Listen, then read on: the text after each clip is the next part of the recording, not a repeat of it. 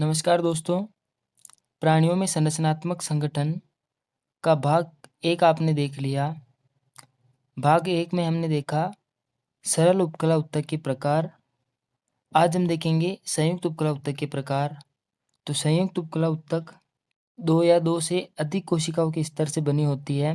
संयुक्त उपकला दो प्रकार की होती है, संक्रमित उपकला और स्तरित उपकला। संक्रमित उपकला को ट्रांजिशनल एपिथेलियम कहते हैं और स्तरित उपकला को स्ट्रेटिफाइड एपिथेलियम कहते हैं।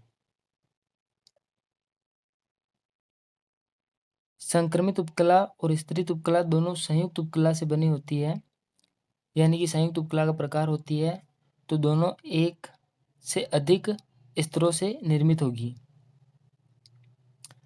संक्रमित उपकला की बात करें तो इसमें आधारीय झिल्ली यानी कि बेसमेंट मेम्ब्रेन अनुपस्थित होती है, यानी कि एब्सेंट होती है। इसमें आधारीय झिल्ली नहीं पाई जाती।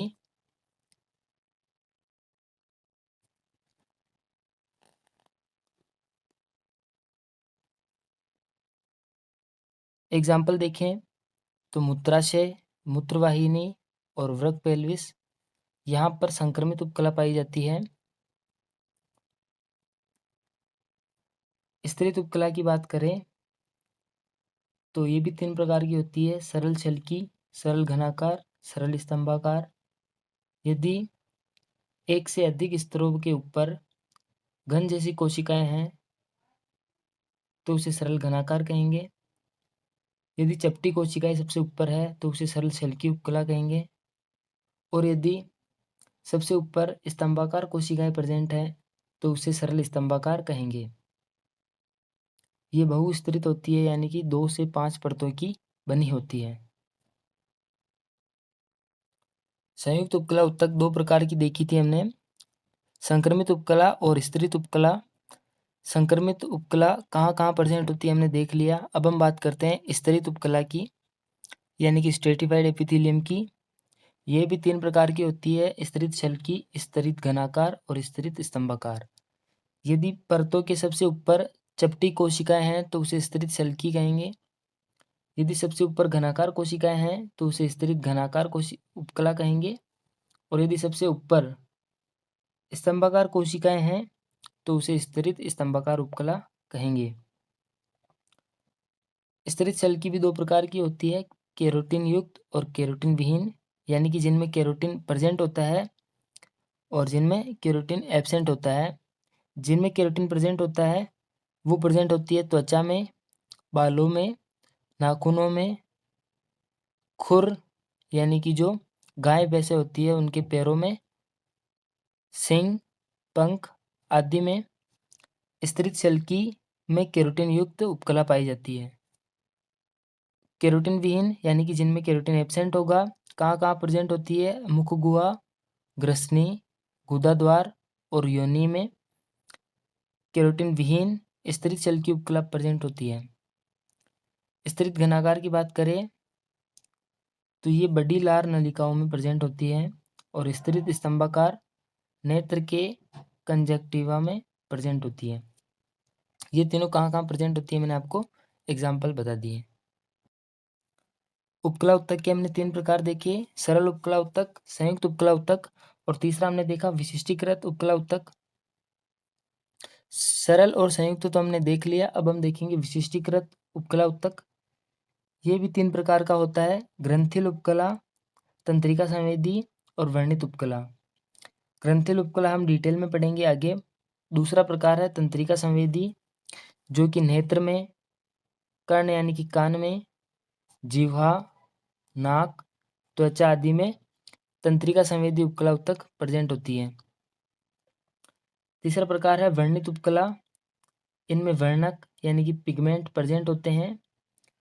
एग्जाम्पल नेत्र के रेटिना में। अगर क्वेश्चन पूछ ले कि वर्णित उपकला उत्तक कहाँ प्रेजेंट होती है तो आंसर होगा नेत्र के रेटिना में।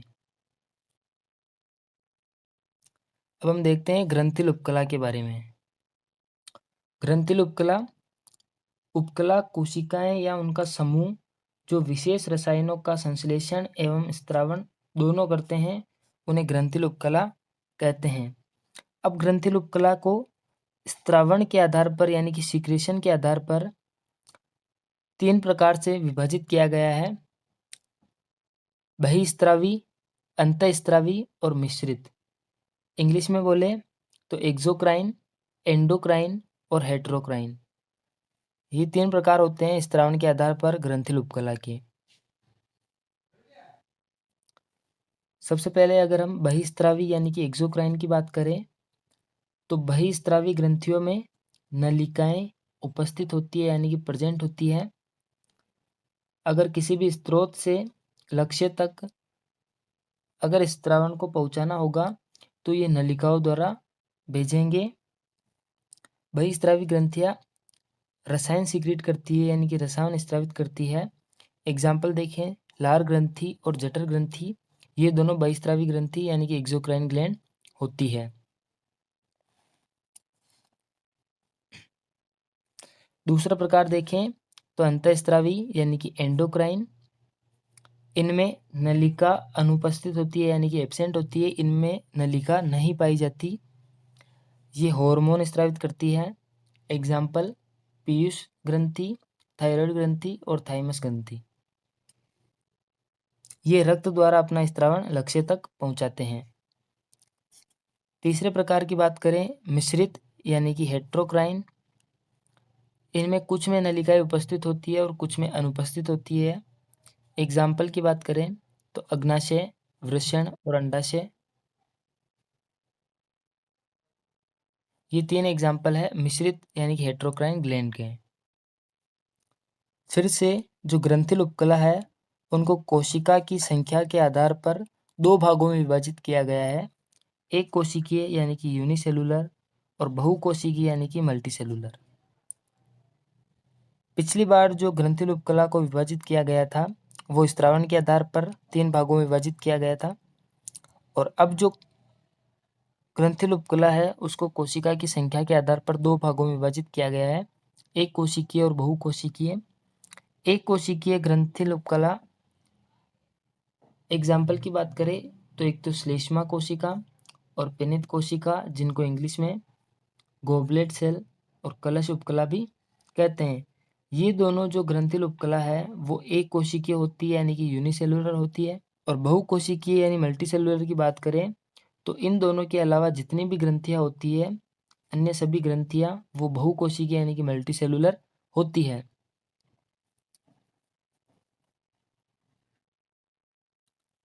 यहाँ तक हमने उपकला उत्तक के सारे प्रकार देख लिए। उपकला उत्तक के बाद में एक टॉपिक दिया गया है कोशिका संधि यानी कि सेल जंक्शन। ये सबसे इंपॉर्टेंट टॉपिक है। कोशिका संधि भी 3 प्रकार की होती है, दृढ़ संधि, आसंजक संधि और अंतराली संधि।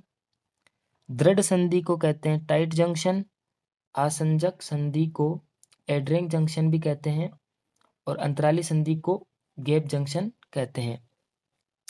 दृढ़ संधि का कार्य क्या है?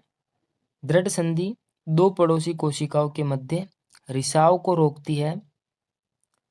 आसंजक संधि 2 पड़ोसी कोशिकाओं को आपस में जोड़े रखती है, और अंतराली संधि 2 पड़ोसी कोशिकाओं के मध्य आदान प्रदान करती है। किन किन का आदान प्रदान करेंगी? आयनों का और बड़े अणुओं का आदान प्रदान करेगी।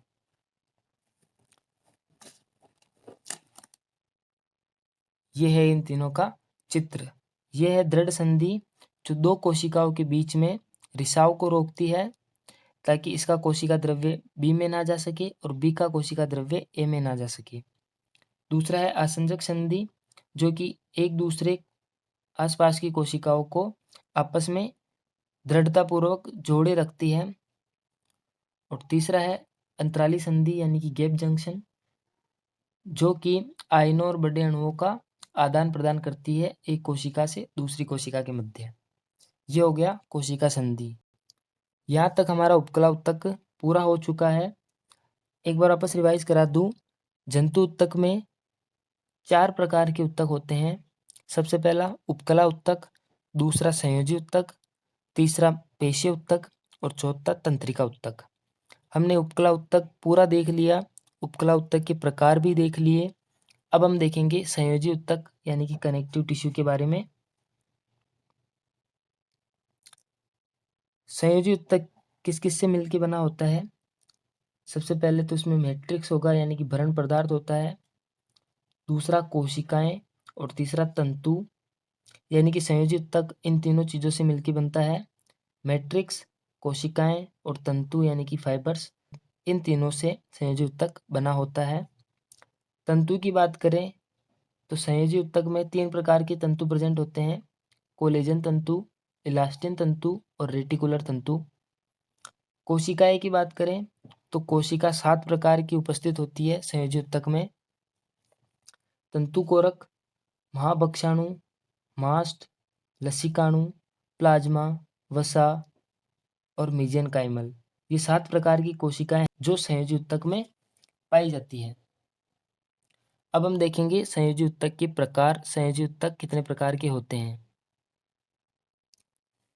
संयोजी ऊतक यानी कि कनेक्टिव टिश्यू 2 प्रकार का होता है, वास्तविक संयोजी ऊतक और विशिष्ट संयोजी ऊतक। वास्तविक संयोजी ऊतक भी 2 प्रकार के होते हैं, ढीले संयोजी ऊतक और सघन संयोजी ऊतक। ढीले को 2 भागों में विभाजित किया गया है, अंतराली और वसा यानी कि एरियोलर और एडिपोज। सघन भी 2 प्रकार के होते हैं, नियमित और अनियमित। ये हो गया वास्तविक संयोजी। अब हम देखेंगे विशिष्ट संयोजी ऊतक जो कि 2 प्रकार का होता है, कंकाली और तरल। कंकाली को 2 भागों में विभाजित किया गया है, उपास्थि और अस्थि, और तरल में हम पढ़ेंगे रुधिर और लसिकाणु। यहाँ तक हमने देख लिया।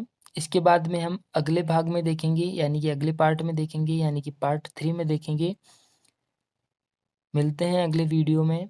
जय हिंद, जय भारत।